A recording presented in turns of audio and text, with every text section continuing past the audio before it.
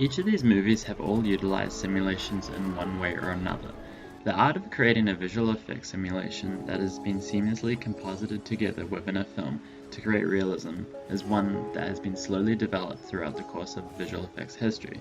The question that I will aim to answer throughout this visual essay is, how are visual effects simulations composited together to create realism in films?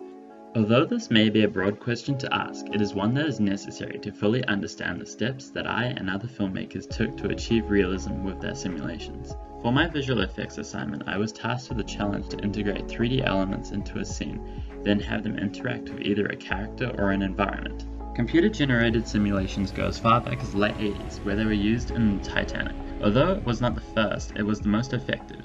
Other types of simulations that help create realism in scenes are destruction and crowds. Crowd simulations have become standard practice in most movies these days, as it is relatively easy and cost-effective. Examples of this include The Hobbit, Game of Thrones, and World War Z. I took heavy inspiration from World War Z for my own project, as I was interested in the way that a large mass of zombies gets around a corner. With a combination of this idea and the famous boulder scene from Indiana Jones, I came up with the core idea of which I would build my VFX project upon.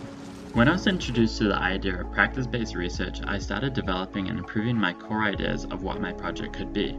For me to come up with the best VFX simulations that I can, I would need to go through many iterations, developments, and do the appropriate research on Houdini simulations while putting them into practice to see which outcome is the best. The line "fix it on set rather than in post" is held dear to most compositors, as it can be painful and expensive. In the film Skyfall, they went through and replaced James Bond's hands as he was holding a biometrically activated gun, but they filmed the plate with gloves on, setting the studio back months. Muratovsky said a productive relationship with the computer is dependent upon both the power of the programming language used by the artist and his own ability to develop its capability to achieve his goals. This quote resonates with me because during the development of my project, I was running into a lot of program issues. This halted my creativity and put a lot more pressure on me to cut corners in areas like rotoscoping. The thrill of doing visual effects doesn't exist. I believe what Evan meant is that using visual effects where it shouldn't be takes away the thrill of the story. Since the demand for high-quality VFX has grown, directors have started to abuse the tool and are just using it in places where it's just not practical. This might be good for the industry, but is not good for the story.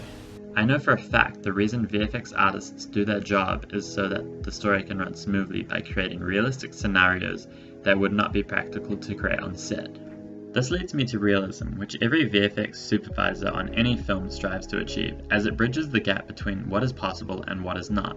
Examples of this can be seen in any movie such as Planet of the Apes, Curious Case of Benjamin Button, The Great Gatsby, and a lot of other movies. These movies use VFX to enhance the movie's story and make it more believable. This is where the tool is used right, achieving realism. Visual effects combine incredible artistry and technical skill, toiling over shots for hours, and if they do their job well, nobody even notices. If that's not definition for love for your craft, I don't know what is. Using VFX as a tool to enhance the story of a movie is how it should be used, and if it is used right, it should achieve a level of realism in which the audience will never even realize.